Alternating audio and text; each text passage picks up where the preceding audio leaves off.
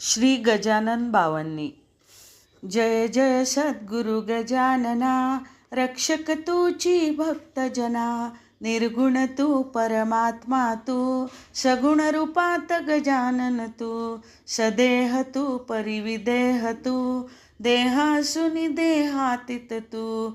मागवद्य सप्तमी दिनी, शेगावात प्रगटोनी. उष्ट्या पत्रावळी निमित्य, विदेहत्व तव हो प्रगट. बंकटलालावरी तुझी, कृपा जाहली ती साची.